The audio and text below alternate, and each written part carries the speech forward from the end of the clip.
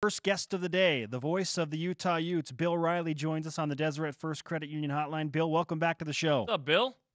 Spencer and Jerem, my man, how are you?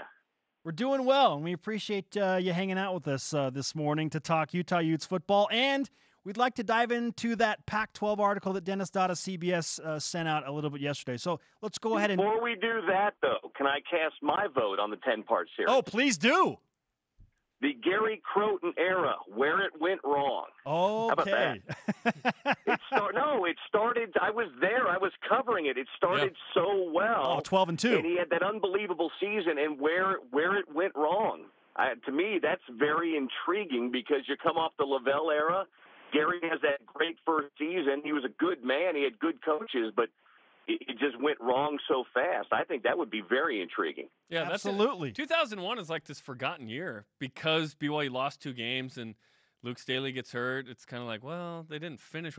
That's a great season, and they score 70 in the that's and then that's 3 consecutive losing seasons. Yeah, no, that's a great point. When you've got the storylines and so the whole quarterback thing, 5 quarterbacks. You have the 5-star guy, the Utah State game. His family shows up. He doesn't play. How might things have been different had he played? I don't know. That would be intriguing, the inside stuff, the behind the scenes, if you could get people to talk about it. Love it. Great stuff. There Bill Riley with us on BYU Sports Nation. Okay, now to Dennis Dodd of CBS Sports. Wrote an article discussing some of the issues, perceived issues in some cases right now in the Pac-12 on and off the field. How much of a concern from a conference standpoint is there about being 5th in money and getting back to the college football playoff?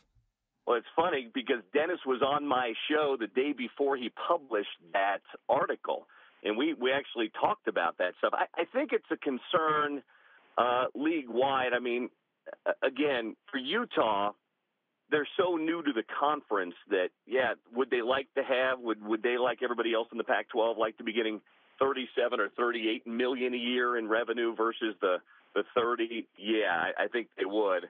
I think there's concerns about it. I think the fact that the other 4 power conferences are pulling in more revenue via TV and other streams, it is a bit of a concern. But I think there's they've got to figure out ways to correct that. It's not as if it's a problem that could last forever. But Larry Scott came in as commissioner, expanded the conference, did a lot of good things. He was kind of the rainmaker for a while, and things have kind of dried up a little bit. And some of that falls on the heels of his decision with the Pac-12 networks not to partner up with an ESPN or a Fox and go it on his own. So, yeah, I think it's a concern. Is it a huge concern?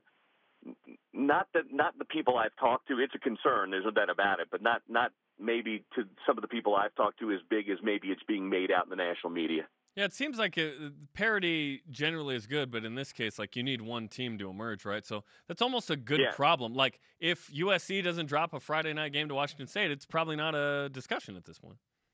No, Washington was in the Final Four. You need somebody, though, there. If you're the Pac-12, you can't go once every 4 years or 5 years. You can miss a year here or there, but, 3 out of 5, 4 out of 5 years, you want to have a USC, a Utah, a Washington, a UCLA, somebody in that mix. And honestly, that's what you're judged upon. I mean, from a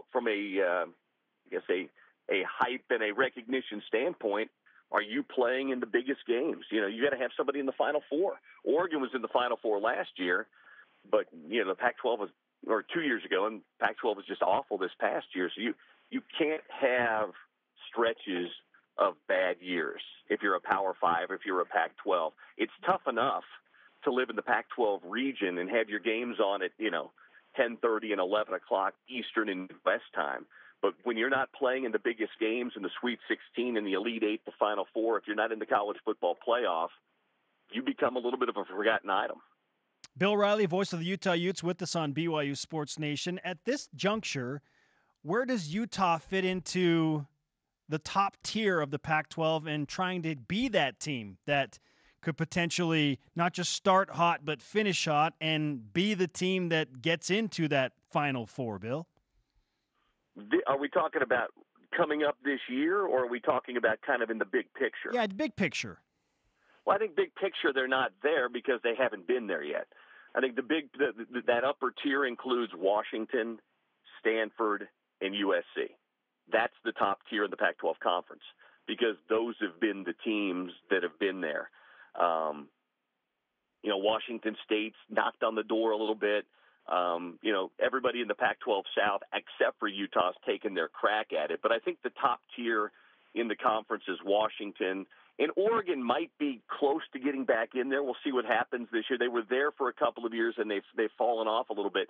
I think Utah this year in football is their best year on paper to crack it. I don't think that we can say, the Utes might be a dark – it's kind of been the conversation. Utah might be a dark horse.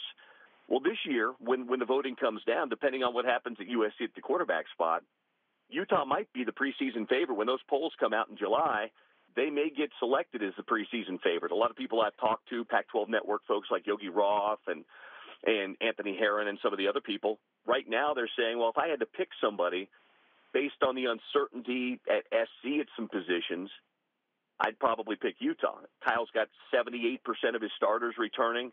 Didn't change offensive coordinators this year. System stays the same. They've got as much talent as they've ever had. So at least preseason, I don't know that you'd say dark horse. Maybe this is the year, but they're not in that.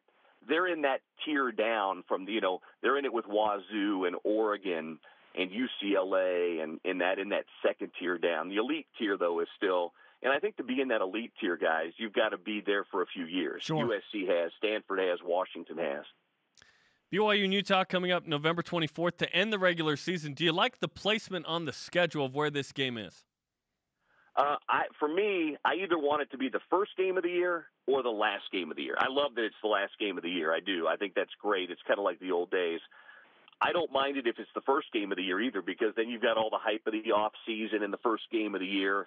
I don't, playing it the third game of the year, it doesn't feel the same. It doesn't, when you stick it after Northern Illinois or in BYU's case, Arizona or so, it just doesn't have the same feel. So for me, and I don't know how long it's, I think the Pac-12 gave some exemptions, and I don't know if it can stay there moving forward, but I'd either like to have it as the first game of the year, so it's a huge, great opener for both teams, or the last game of the year. But that's me. What about you guys? I'm with you. We do a daily show like you, so first game of the year is actually better. We can just the whole off season, and that's the case in 2019. It's a Thursday to open college football, so that's going to be awesome, man. No, I completely agree, but see, the last, I would think from a BYU perspective, though, the way the schedule's played out in recent years, it's been a kind of garbage at the end of the year. A lot of, Mountain West and 1AA teams. I would think playing at the end of the year wouldn't be bad either, because you'd have a meaningful game. It might be at Lavelle Edwards, because you guys know there haven't been a lot of late season meaningful games for the Cougs recently either. Absolutely. And coming off a 4-9 season, anything to get the juices ramped up helps the situation. No, but I'm happy that it's the end of the year, because I love the feeling of that.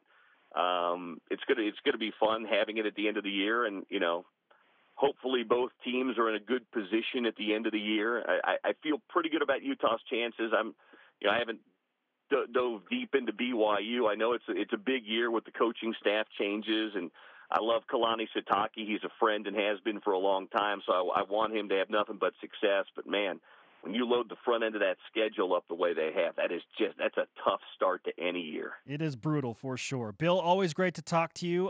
When you'd like to discuss that 30 for 30 coordinating producer position, we can go right to that and work out the numbers. I'm just an idea guy. I don't even need to be coordinating. Just give me a credit, some sort of, associate producer, production assistant credit for coming up with the idea. And then let me do some interviews, because I was doing the Gary Croton show for 3 years in there. So I could give some good insights. All right, you got it, man. Bill, great to talk to you. Thanks. Thanks, guys. Talk to you soon. Bill Riley on the Deseret First Credit Union Hotline. Deseret First, your values, your timeline, your financial future.